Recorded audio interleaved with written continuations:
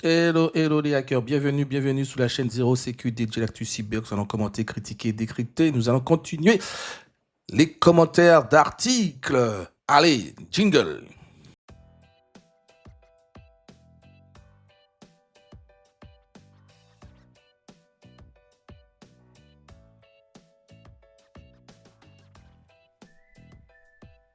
Ils vont être interdits, selon les rumeurs. Hein. Selon les rumeurs, ils vont être interdits. Mais il y a une petite subtilité qui concerne la cybersécurité. Sinon, je n'aurais pas fait de news sur TikTok. Hein.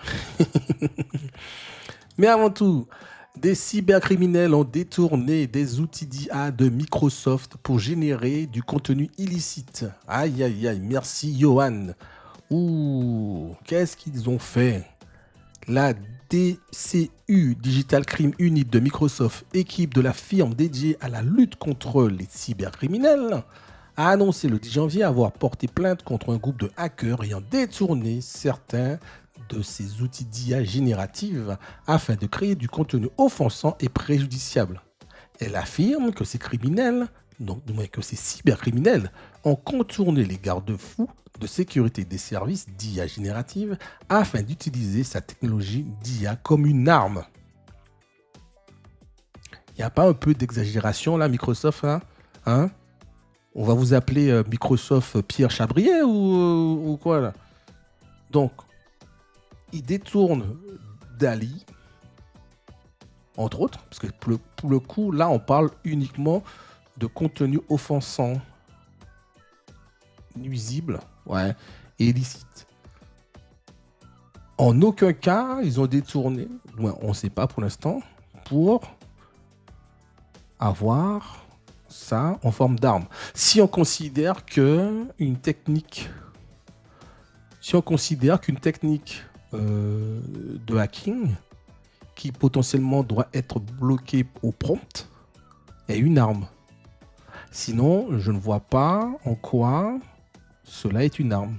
Mais bon, considérons que notre prompt d'IA, on peut bypasser les sécurités et on peut lui dire de nous donner toutes les commandes possibles pour réussir un piratage. Soit. Ok. Dans une plainte déposée le 19 décembre auprès du tribunal de Virginie, Microsoft explique avoir découvert que certains clients disposaient d'informations d'authentification, notamment des clés API, s'étaient infiltrés dans Azure OpenAI, le service cloud de Microsoft donnant accès à ChatGPT. Il semble que les défenseurs, donc ce sont les cybercriminels, se soient livrés à un schéma de vol systématique de clés d'API Microsoft contre plusieurs clients. Donc ce sont des clients avec des clés API qui ont volé d'autres clients. Du moins, qui ont volé d'autres clés API de clients. En possession de ces clés, les cybercriminels ont créé un système de hacking as a service pour monétiser l'accès et le proposer à d'autres acteurs malveillants. Normal. Le business, toujours le business. Ils ont alors créé un outil intitulé DE3U. DE3U. Et un logiciel de traitement de routage depuis DE3U vers les systèmes de Microsoft. Un peu complexe. Combiné à un proxy inverse, cet outil a permis, donc un reverse proxy, cet outil a permis aux hackers d'effectuer plusieurs appels API pour générer des milliers d'images offensantes depuis DALL-E. Donc, si on parle uniquement d'images, on ne peut pas parler d'armes. Technologie d'IA comme une arme. À moins que les images générées soient maudites et qu'on tombe net, sec, mais on ne peut pas parler d'armes.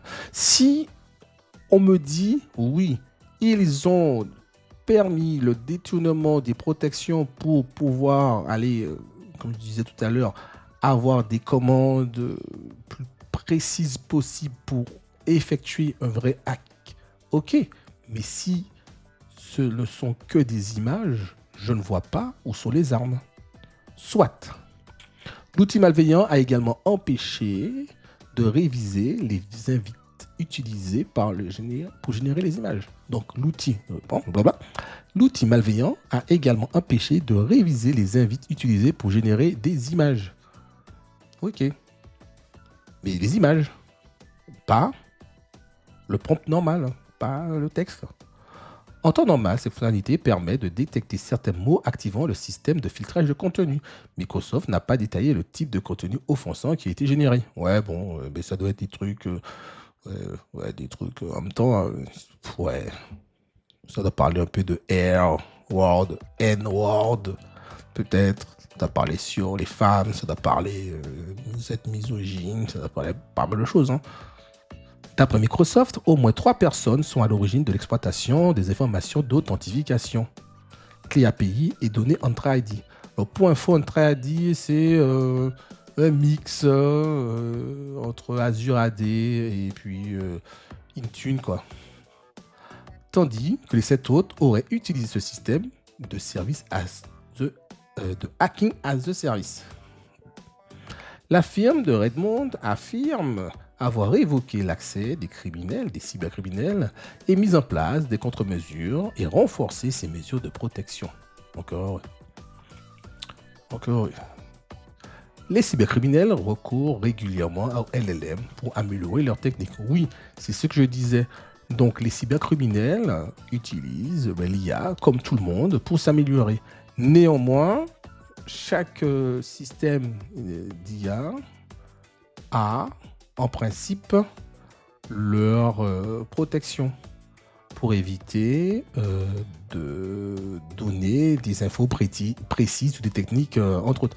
Du coup, en fait, il y a des techniques, typiquement les LLM jacking, qui permettent de contourner tout cela pour pouvoir avoir accès aux prompts de manière totalement non surveillée. Néanmoins, qui dit IA dit réseaux sociaux, bien sûr, tout est lié. Tout est lié. La Chine pourrait essayer de vendre TikTok à Musk pour éviter l'interdiction aux États-Unis. La news date du 14 janvier et pas de suspense. No suspense. Selon les rumeurs, ce serait compliqué. Ce serait compliqué que TikTok soit vendu à Musk. Néanmoins, imaginons que cela soit le cas. Nous avons déjà X qui n'a pas de modération.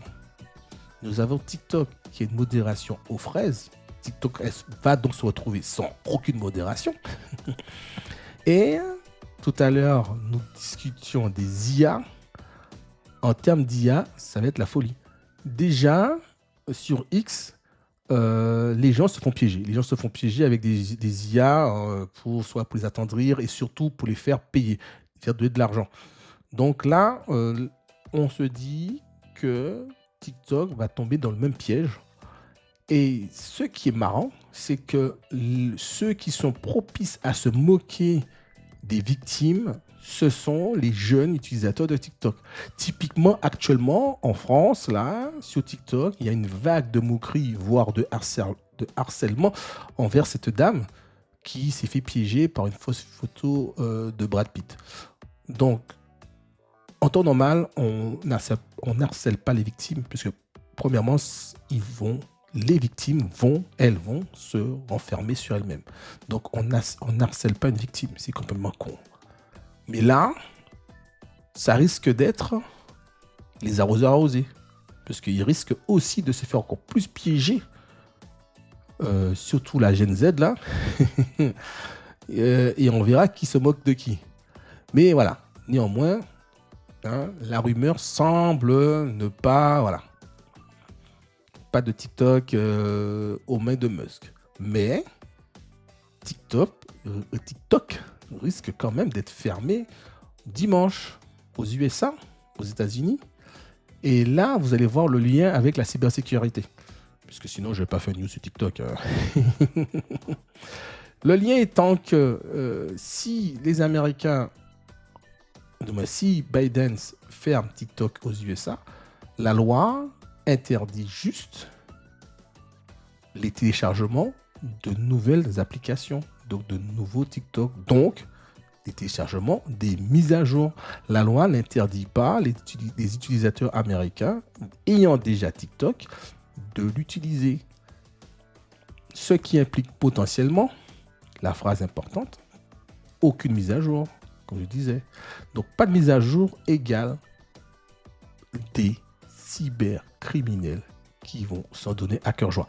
Les Américains craignaient que la Chine récupère les données de leurs utilisateurs là, avec des millions d'Américains et des millions de téléphones potentiellement faillibles. S'il y a une faille dans TikTok, les cybercriminels s'en donneront à cœur joie. Donc, au lieu d'avoir que la Chine qui exploiterait les données des Américains, tu aurais la Chine plus tous les cybermalveillants, cybercriminels. Alors, c'est toujours la même chose, hein. On fait toujours des lois, on applique des choses sans penser aux conséquences futures. On a l'impression qu'il n'y a pas de réflexion de conséquences futures. Enfin bon. Alors, c'est encore une news qui reste à suivre. Ainsi vont et viennent les news cyber. Comme je dis toujours, la cybersécurité est moins chère que gratuit. Merci de m'avoir écouté. Ciao!